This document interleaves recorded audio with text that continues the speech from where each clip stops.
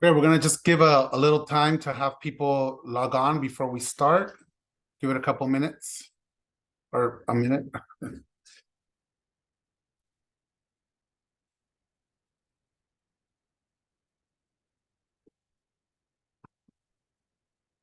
Hey, looks like we got folks logged on.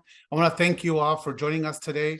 We're excited to be here with you and with fantastic group of partners who really are producing cutting edge analysis that help us all understand how the financial sector is responding to climate actions. I'm glad to be joined by my fellow insurance commissioners from Washington and Oregon, and we are thrilled to be continuing our partnership.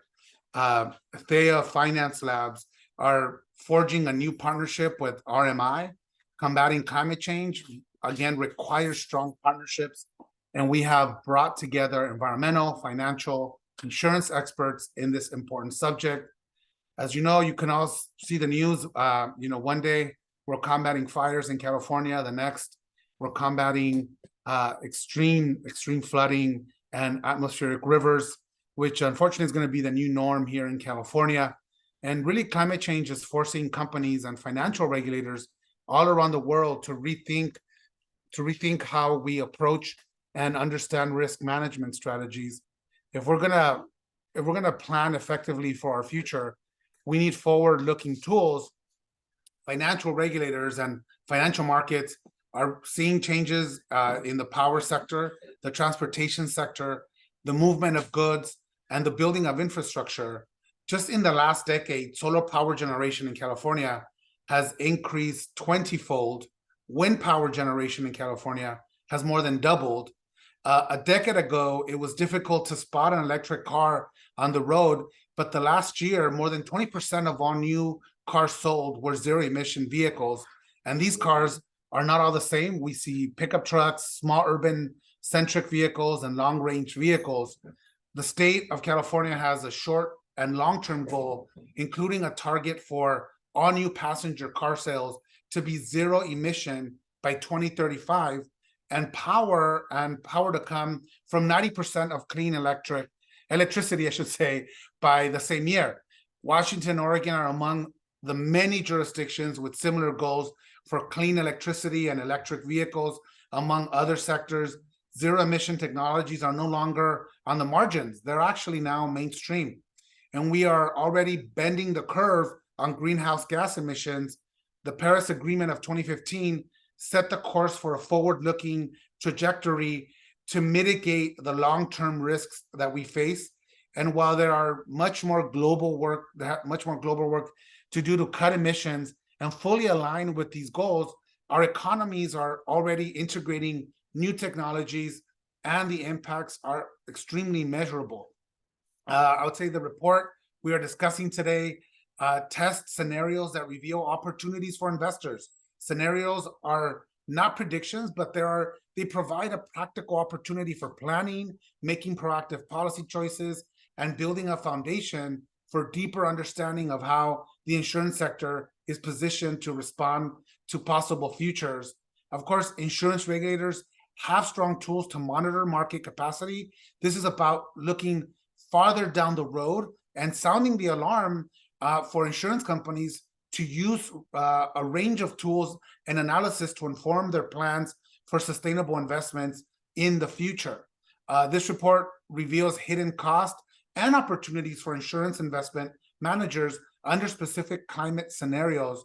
One of the major findings of this analysis is that the longer action is delayed, the more costly it's going to become, and the more potentially there is for an abrupt change to have extensive economic consequences. From today's report, we see opportunities for growth in an orderly transition to a low carbon economy. This report helps us regulators to better understand forward-looking scenarios, which strengthen our department's ability to safeguard long-term security of insurance markets. Again, for California, this report is key as part of our roadmap for greater sustainability. Our comprehensive sustainable insurance roadmap was published last year in partnership with the UN, and to guide our long-term vision and strategy for achieving sustainable insurance markets in climate resilient communities. So again, forward-looking climate risk assessment tools, I strongly believe, are fundamental to implementing that roadmap. As California's insurance regulator, we are the source of unique information to other regulators, climate leaders, and the public. This report again strengthens our own capacity as a department, provides a resource for our new fellow state regulators, and tests tools and methods for the insurance sector that individual companies, either large or small, can learn and really use to better understand their individual strategies. Again, this is just one part of my department's long-term strategy for incorporating climate scenario analysis and stress testing into our toolbox for looking at climate risk as part of our sustainable insurance roadmap, while collaborating with other states, which is critical. We are interconnected. The insurance markets in other states also need to be successful. And this is why the collaboration with Washington and Oregon and California is critical to demonstrate, one, that we can collaborate across state boundaries, but we know that these fires, these floods, these atmospheric rivers don't respect state lines. And we need to collaborate as state insurance regulators across the country. So before we get into the results of today's report, I want to pass it to Ted Lamb of our UC Berkeley Center of Law, Energy, and the Environment, who will talk about the work that we commissioned from UC Berkeley that was published in 2023 to integrate existing actions on sustainable investments and stress testing and inform our long-term strategy. Again, Ted has been phenomenal, and I just want to take a moment to thank the UC Berkeley Center on Law, Energy, and the Environment, who have been doing some amazing work. So I'll go ahead and pass it over to Ted. Great. Thank you so much, Commissioner. Kara, I think we have a few slides, and thank you to Kara and Mike and the whole CDI team for working with us on this and for inviting me to join for a few minutes today. If we can go to the next slide, that would be great. So I'm just going to briefly talk about the report that Commissioner Lara just mentioned, which we issued a little less than a year ago last year, which I think sets the stage for a lot of the rest of the discussion today. So this was a report that our work at UC Berkeley Center for Law, Energy, and the Environment issued for the department last year based on research, stakeholder interviews, and workshops with leading national and international insurance and financial supervisors, practitioners in the scenario analysis and stress testing space, and leading researchers and academics, including a number of the fellow supervisors and researchers here today. So thank you all for your help and participation in this process. Our team, what we did was we analyzed first how California and the department have a particular interest in understanding insurers' climate risk. First, from a financial perspective, based on the sheer size of the market and the investment base. Second, from a physical perspective, due to the singular combination of climate risks that Commissioner Lara was just outlining that we face here in the state. And third, based on the core prudential mandates of the department and the long legacy of climate policy leadership at the department through Commissioner Lara and his predecessors, and around the state through the entire state legislative process and all of our state agencies working on this issue, including in risk management and in economic decarbonization, which obviously factor directly into the core focus of these exercises. We identified trends and best practices from Europe, Canada, and pure U.S. jurisdictions across the early scenario and exercises that they have been conducting in preceding years, including at the department back in 2018 and 2019. And we identified a set of scenario analysis and stress testing goals for the department. For the department, these include basic risk reporting to the state and to the industry, consultation with individual insurers where necessary, building an information and analytical base to inform policy actions at the department and to inform the public about the nature of the market and the risks that we face. For insurers, these goals include improving risk management practices and promoting market health. And for state policymakers, this informs broadly informing the many climate economic policy decisions that they make every year and that they will continue to make based on this risk information. And then across the board, a broad goal of building capacity in developing, cultivating, and analyzing the information that these types of exercises, including the one that the department is going to present on today, can cultivate. And we made the following recommendations for the department's early scenario analysis and stress testing strategy. If we could go to the next slide. Little dense here. You can check out the full report, which is on our website and on the department website for details on the sort of the specific 5+ year plan that we outlined. But at its core, we recommended that the department begin their strategy or their new strategy with department-led transition risk-focused exercises to build internal capacity for just simply conducting them and gathering the information, familiarizing department staff and insurers with the reporting frameworks that are going to be developed, and connecting the department and insurers with peer jurisdictions. And we recommended that the department start with as large a cohort as possible to really exercise this capacity building strength. Over time, we believe that the department should start conducting smaller exercises that evaluate individual physical risks and eventually comprehensive physical risk, underwriting risks, and to start to use more bottom-up exercise methods that can build insurer capacity and build more direct interaction between the department and the insurers that would be cultivating more information on their own, as well as to begin to inform policy actions at the CDI level and at the legislative level as appropriate. We think that's a core goal of these exercises, is to provide the information necessary to create the policy framework that we need in the future. And then, of course, we recommended that the department iterate both of these approaches over time, in somewhat alternating fashion, to build a portfolio of analyses and reports, and public-facing reports in particular, that can really start to inform the department's practice and the legislature.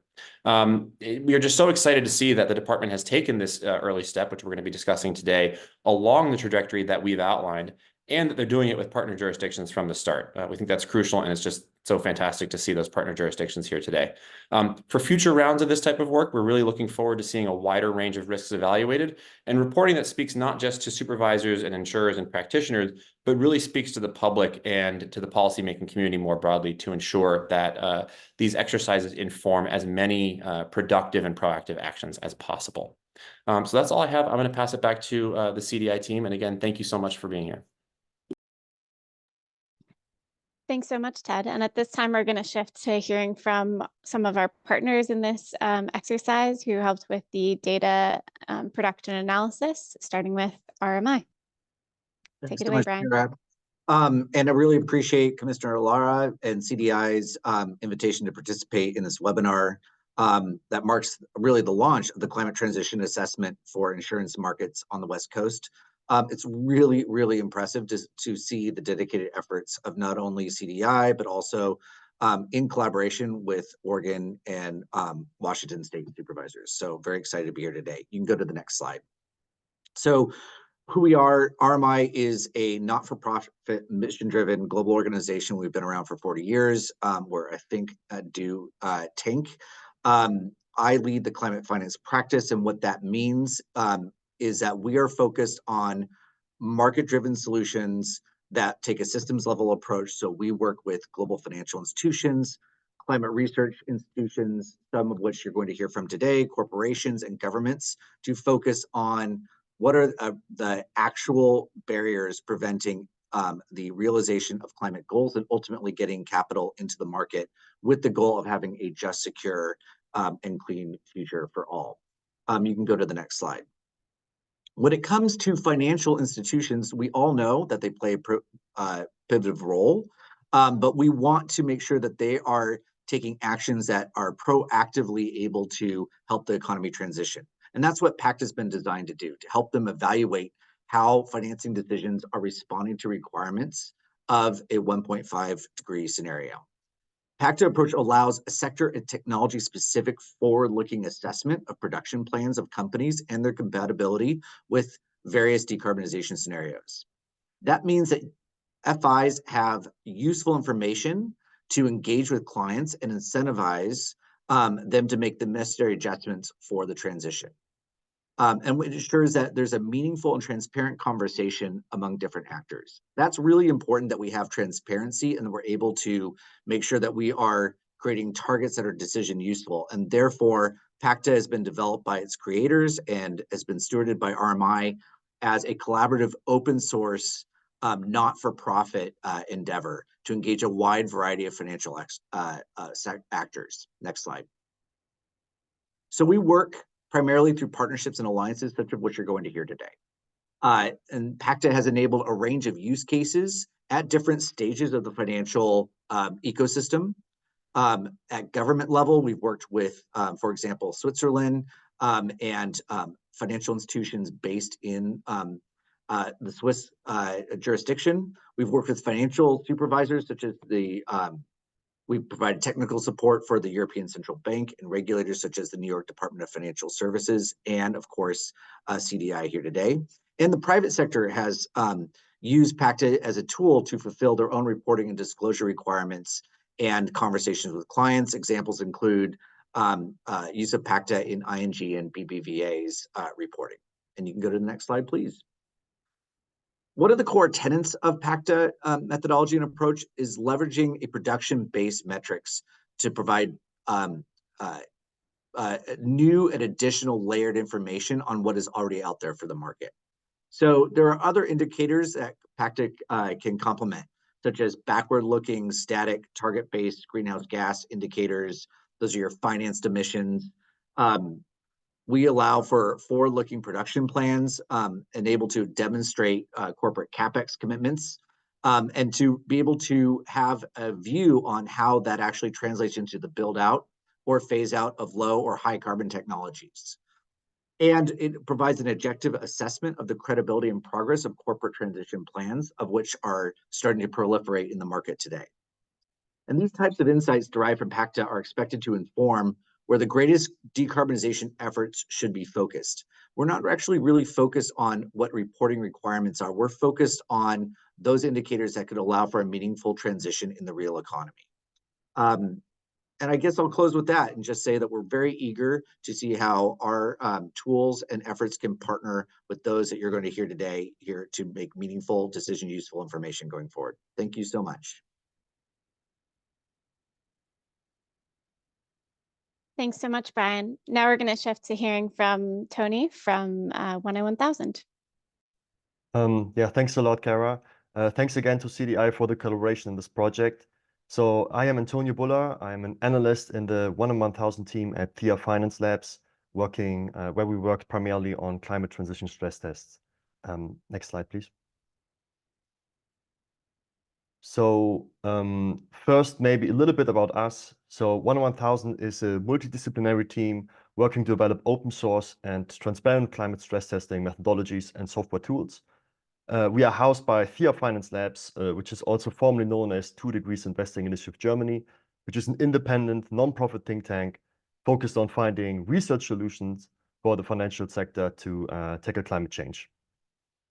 Since last year, we are also actually a joint research initiative with the Oxford Sustainable Finance Group, where we work together on multiple international reaching projects to use our model in analytical climate stress testing exercises. Next slide, please. So our main product is our 101,000 transition risk model, also called the 101,000 T-risk model. And T-risk is an asset-level, bottom-up microeconomic climate transition stress test and designed to enhance our understanding of how climate transition might impact the financial system. Our methodology measures transition risk at counterparty level, so for example, a company or bond, but results can also be aggregated to understand the broader implications for an entire portfolio. And finally, a key feature of the 101,000 T-risk model is its ability to construct company-level production pathways. And these pathways vary based on different levels of climate ambitions. And with these, we can actually calculate then the financial risks associated with a late and sudden transition to a low-carbon economy. Next slide, please.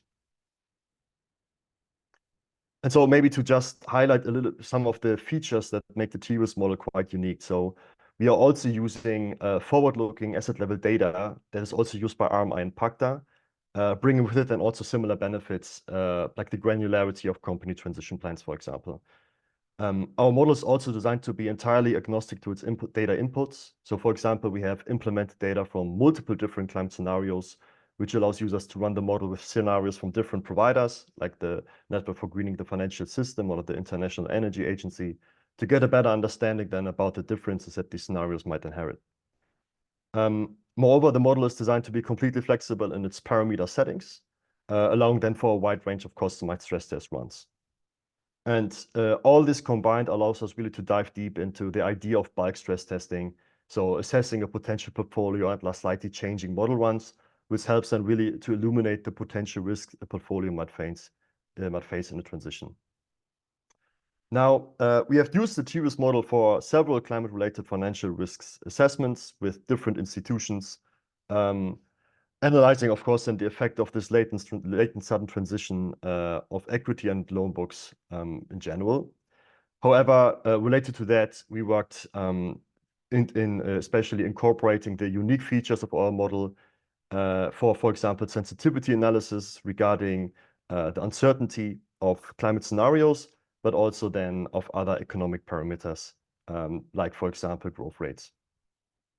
Now, we used our model with financial institutions in a top-down as well as bottom-up stress testing frameworks and worked with several banks now, especially with our partners at Oxford, on building out internal capacity regarding climate change-related financial risks and its estimations.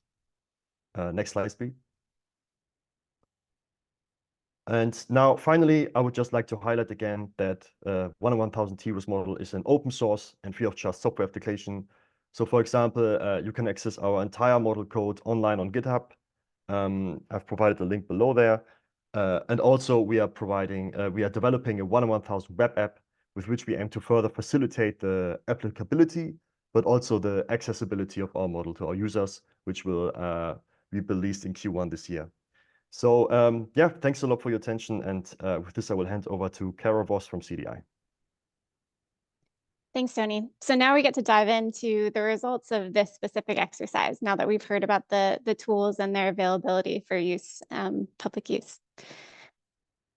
For this analysis, we used investment data that's reported to the NAIC by medium and large insurers operating in California, Oregon, and Washington in 2021. And this data set covers insurers' listed equity and corporate bond investments only, which are likely around 30 to 40% of their portfolios. RMI used their PACTA tool to analyze and identify what asset types were contained in the data and how much value was invested in certain climate-relevant sectors. And those sectors included oil and gas extraction, coal extraction, power capacity, steel and cement manufacturing, among others. Within those climate-relevant sectors, there can be both high and low carbon technologies. So, for example, an investee firm in the automotive sector might be producing both electric vehicles at the same time as it's producing internal combustion engine vehicles. PACTA uses asset level data to tease out the amount of production that's attributable to the portfolio for each of those technologies. And we're talking about the aggregate portfolio of all of the insurers here. Next, PACTA is used to estimate how the 5-year forward-looking plans of those investee companies align or don't align with the pathways that are implied in these specific climate scenarios, including several that meet the goals of the Paris Agreement by keeping global mean temperature increase below 2 degrees Celsius. And then the last piece of this puzzle of scenario analysis exercises for us was Thea Finance Labs used their 1 in 1,000 T-risk tool for a transition risk climate stress test, measuring the financial loss in that case of a late and sudden transition scenario to meet those Paris Agreement goals. PACTA and 1 in 1,000 use kind of different time horizons. So PACTA uses the planned production for the next 5 years, which is a pretty short but decision useful time horizon. And then the 1 in 1,000 extends this time by another 20 years to capture those medium and long-term insights into potential climate scenarios and impacts. I'm just going to present a few different select results from the report, but the report includes results for each of the climate relevant sectors and different lines of insurance business. So starting with some of those PACTA exposure results, there's some promising results and some areas for improvement. So about 1/3 of the power production capacity that these insurers' investments are supporting is from renewables, hydropower, and nuclear. And that means that there's already really a significant appetite for investments in sustainable technologies in the power sector among these insurers. This figure is showing the exposure results for the power sector, and the different technologies are in different colors. You can see that oil and gas and coal power capacity in the black, gray, and brown make up the largest component, but about 1/3 is already in the zero and low emission technologies that are in the blue, purple, and green. The market benchmark is shown in the far right column, And for corporate bonds, this is a Bank of America investment grade portfolio of bonds.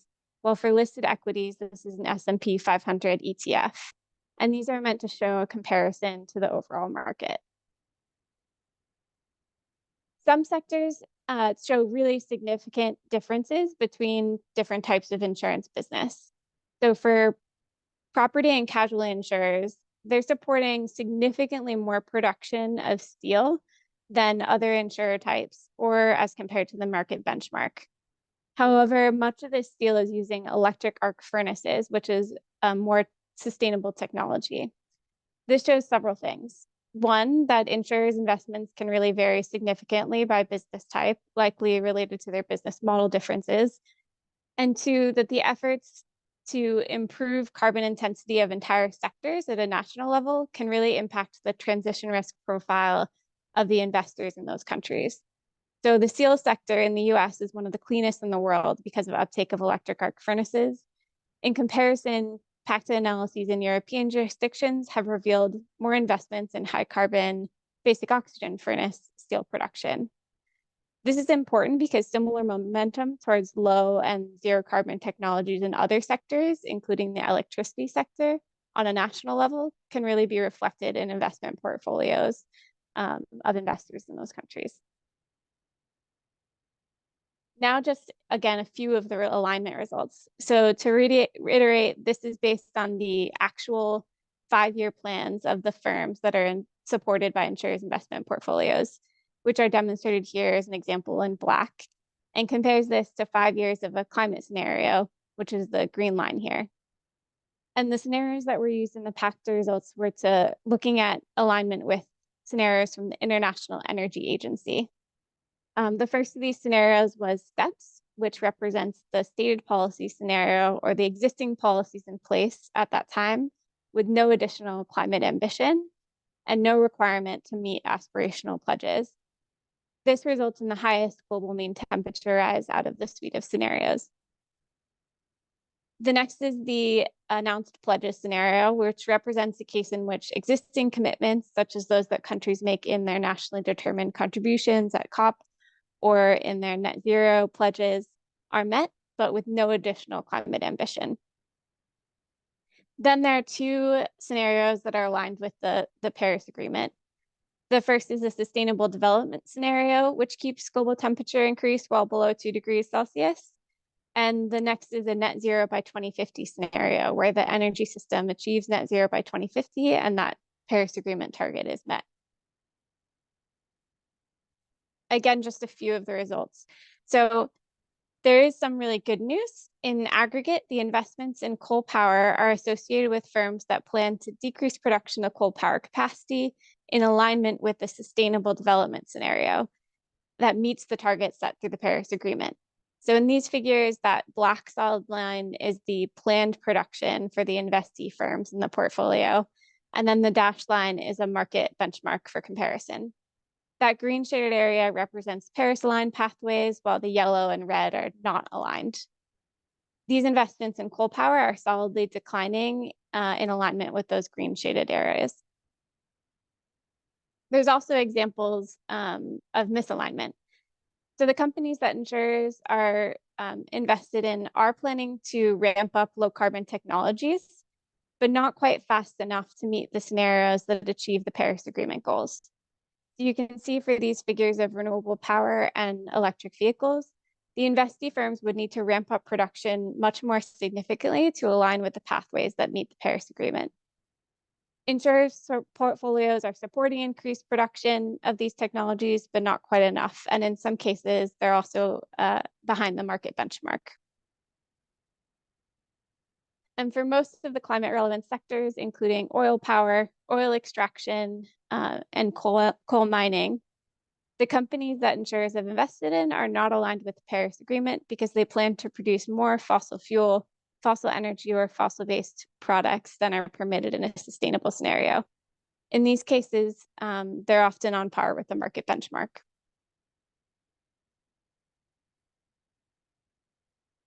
Moving on to the results of the 1 in 1,000 T-risk climate stress test.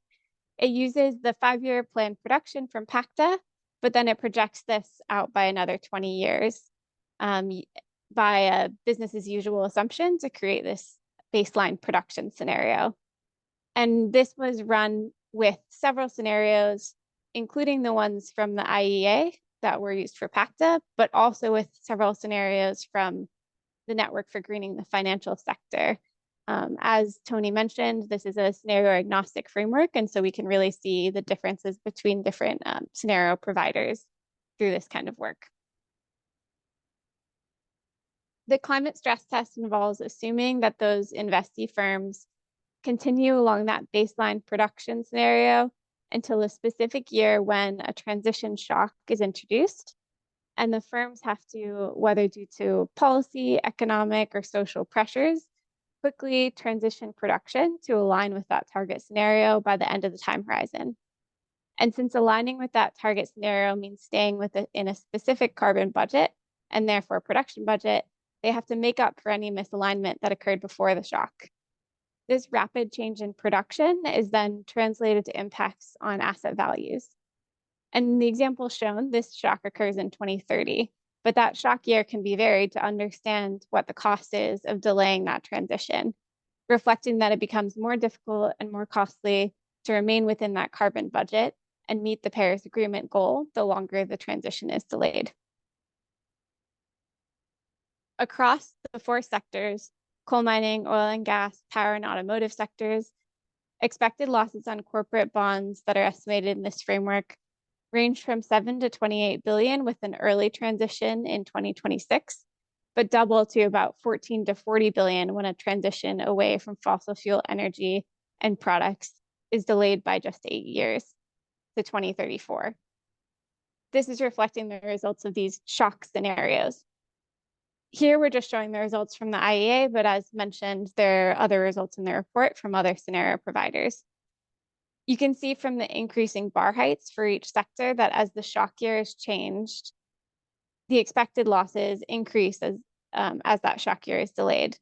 And you can see that they're particularly high for the oil and gas extraction sector and for the power sector. Losses are lower for coal and automotive because those are relatively small fractions of insurers' investment portfolios. They don't have as many investments in those sectors as in oil and gas and in power. And then here is an example of some of the stress test results for listed equities, showing the relative value change on listed equities as a % for each technology. You can see that the zero and low carbon technologies like hybrid and electric vehicles actually gain value in these shock transition scenarios. While those high carbon technology impacts get larger as the transition is delayed, the opportunities for low carbon energy sources in terms of value gains don't scale in this way as the shock year changes. So transitioning sooner doesn't really shortchange those opportunities. Just to recap some of our main findings here, about a third of production capacity from these investments is in renewable hydropower and nuclear. The companies that our insurers are invested in do plan to ramp up this low carbon technology and zero carbon technology in the 5 years of planned production, but not fast enough to meet the scenarios that achieve the Paris Agreement goals. The coal power capacity aligned investments are aligned with sustainable scenarios that meet the Paris Agreement goals. But for other climate relevant sectors like oil power, oil extraction, and coal mining, we don't see alignment with the Paris Agreement because of additional production of these fossil fuel-based products. Across the 4 sectors that were analyzed, expected losses on bonds are quite large in the tens and more of billions of dollars range and double when a transition is delayed by just 8 years. And this impact is more significant the longer that transition is delayed, emphasizing the value of an early and orderly transition. But at the same time, we know from other work that an economy that does not transition to these low or zero carbon technologies would pose an even greater consequence for the insurance sector and consumers through cascading physical impacts. There are some limitations that need to be mentioned for these scenario analysis exercises. Scenarios are not forecasts of the future. They're representations of plausible futures that are helpful for informing risk management. and we're not assigning likelihoods to these scenarios. These results required assumptions, including assumptions that investments are unchanged throughout the time horizon of the exercise, when in reality that insurers could change their strategy in response to recognition of risks. It also only includes in the stress test production-based revenue and not other sources of revenue for these businesses. And there are assumptions made in filling data gaps about how similar insurers and investment data is to the sector as a whole. It's also not comprehensive, covering investments of only certain asset types, namely corporate bonds and listed equities, which are only a fraction of insurers' full investment portfolio. And this is only covering transition risks and not the physical risks, and a subset of transition risks.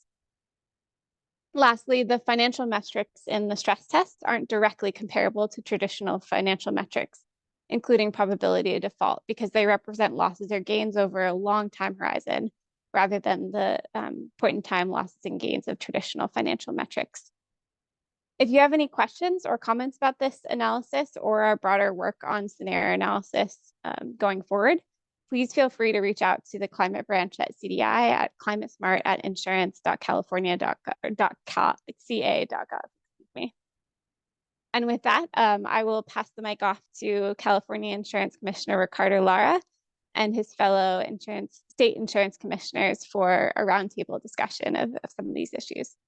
Thank you, Carol. Carol, do you mind giving the email again? It just it was a little broken up. Yes, absolutely. The questions can be sent to climatesmart@insurance.ca.gov. Awesome. Thank you. Thank you for the great report. Some exciting news. And, we always say if we're not measuring, we can't, plan for success. And so this is a great day for us as we tackle these ongoing issues.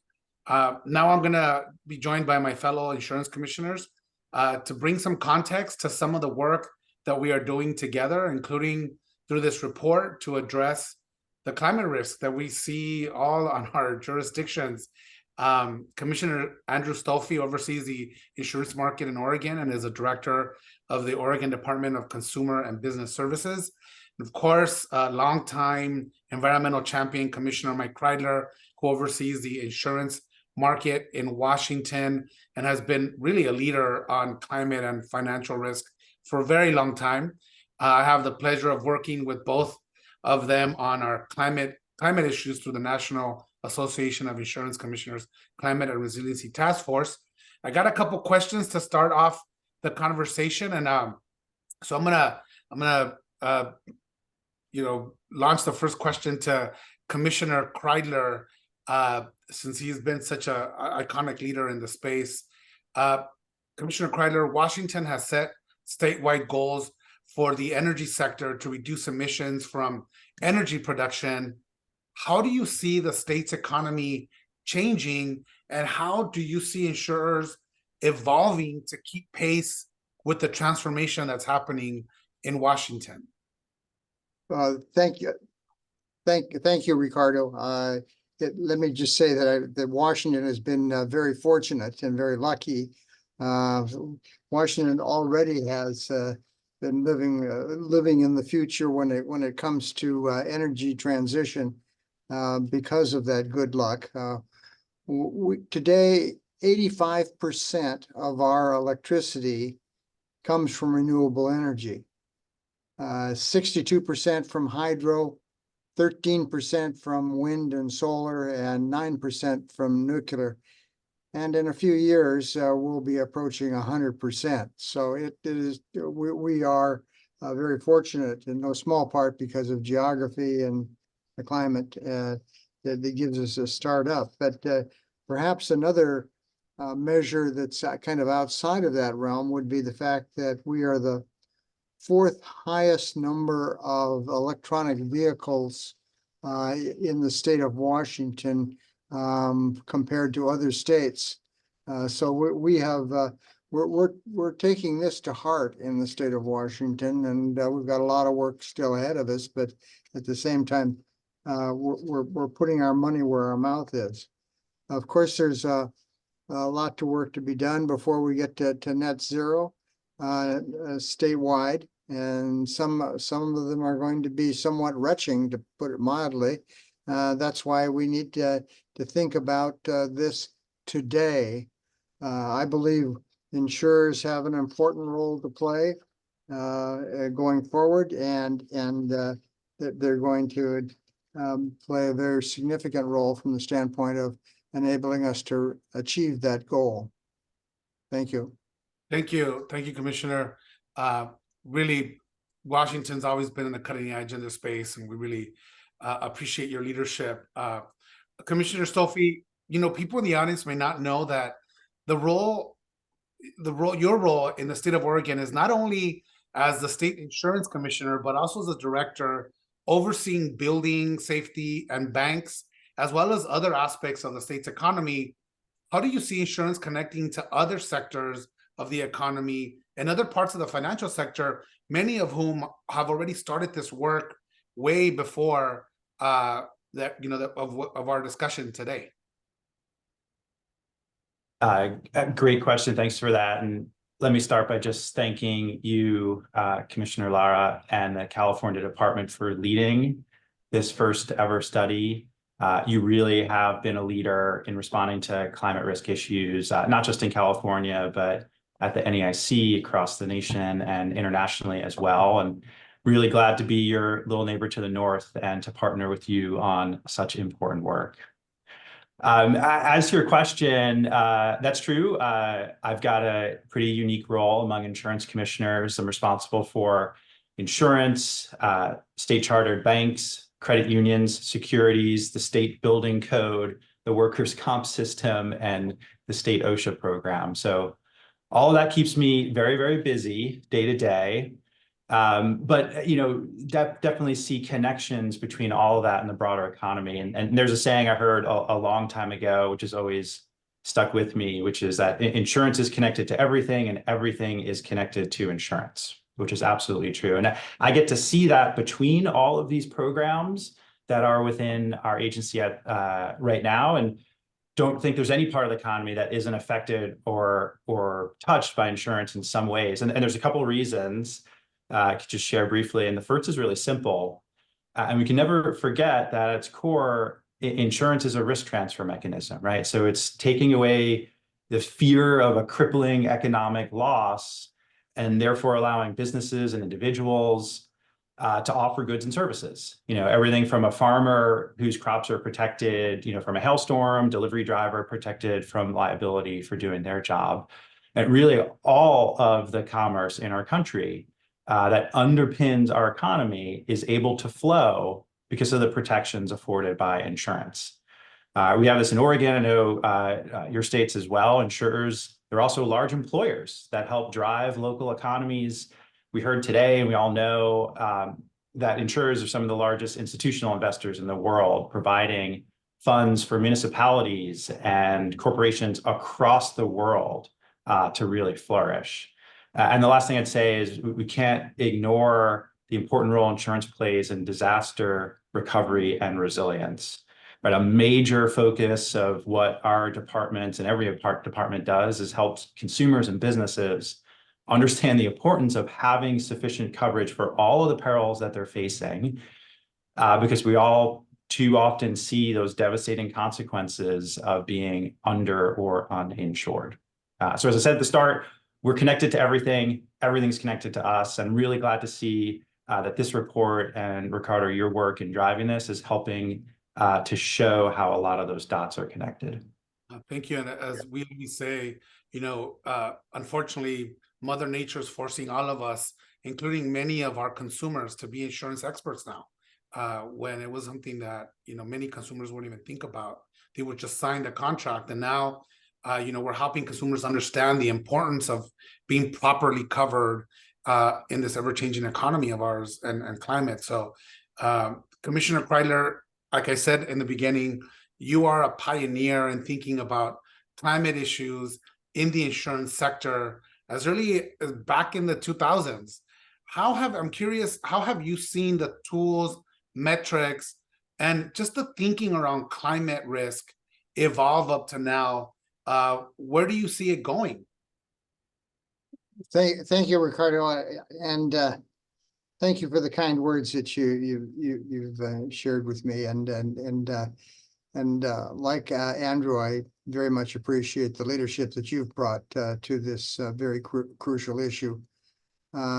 You're absolutely correct. There's a lot of evolution that's taken place in the climate risk survey that the NAIC does. I can tell you right now that we did our first survey back in 2009, and it took us several years of bashing our head against the wall, so to speak, and trying to drive a consensus to reach the point where we could even have an agreement. And initially, it was one of those where a couple of states had to just kind of had to go ahead and start just doing it.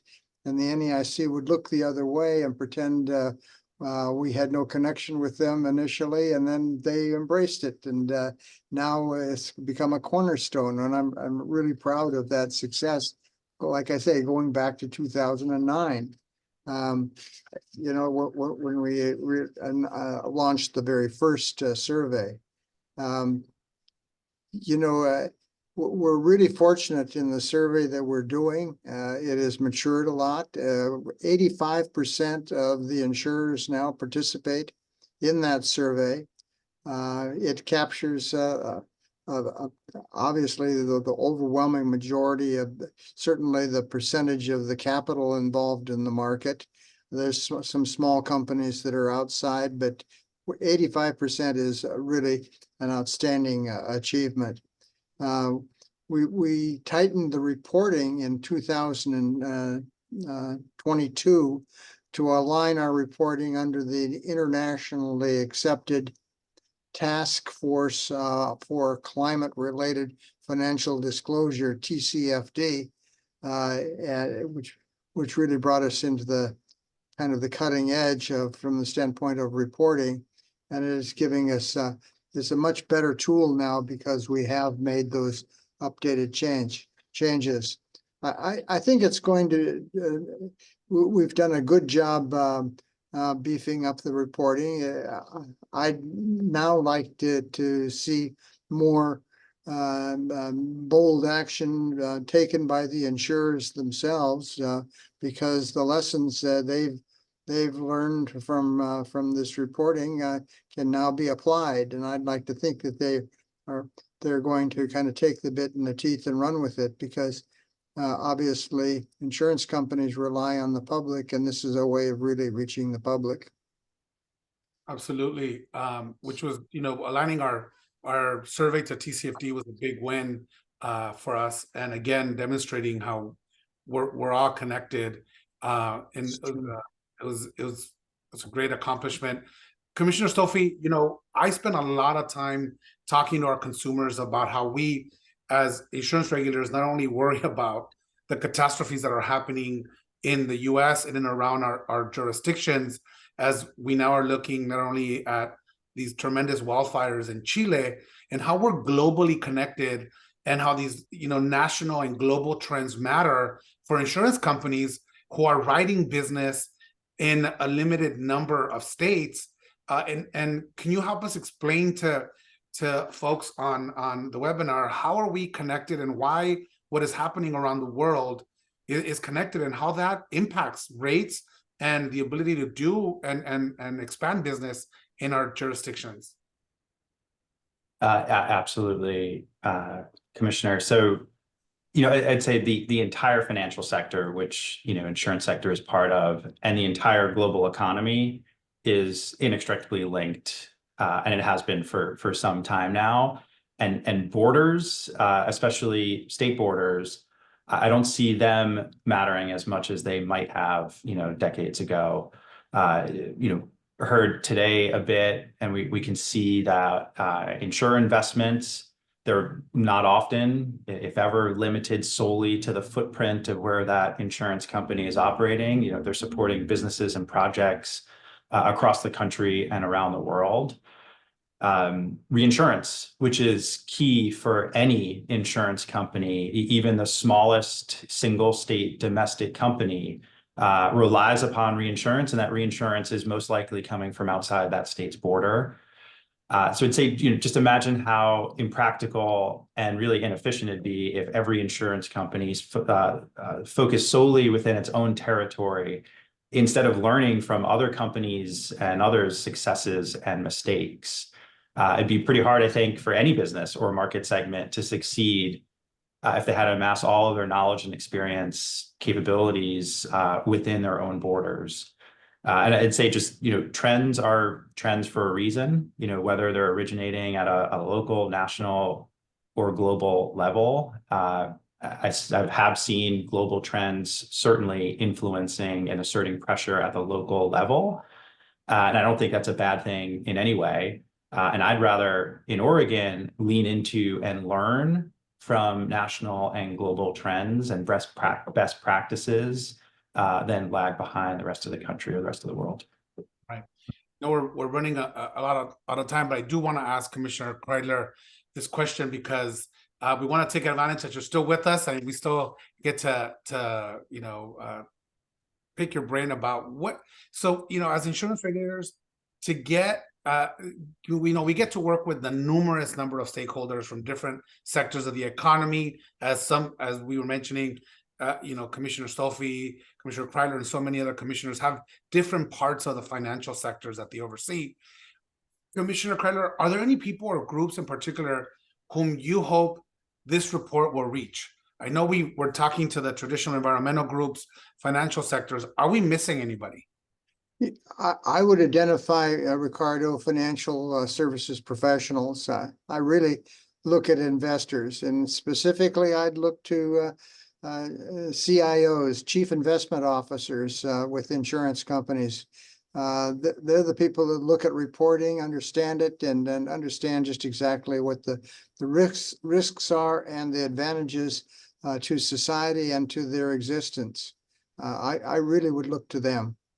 Yeah, thank you. That's a good. We'll make sure we make a note of that to our staff and get that report to those folks. You're absolutely right.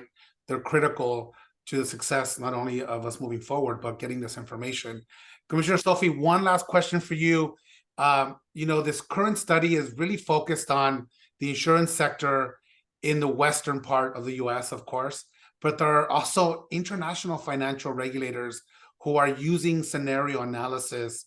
What are some observations that you have made on your work of international insurance supervisors to better understand forward-looking scenarios, given your extensive international experience?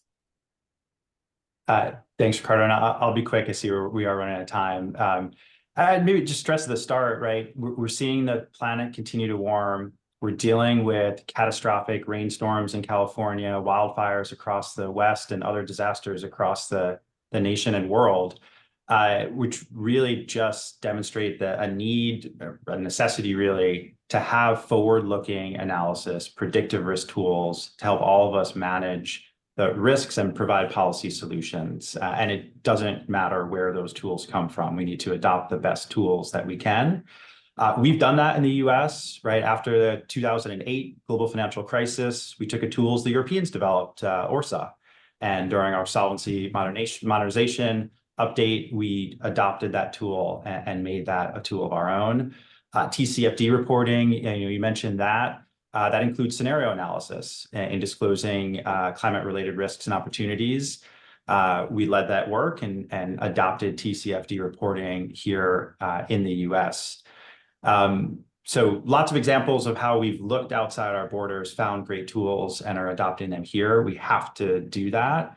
And one last thing I'll say, important consequence of this report, it focuses on investments held by our 3 states, but I think it sets out a framework for every other commissioner to use in talking with their companies and in doing that day-to-day financial analysis, looking at risks that every company is facing to help identify trends or ideas or things to discuss.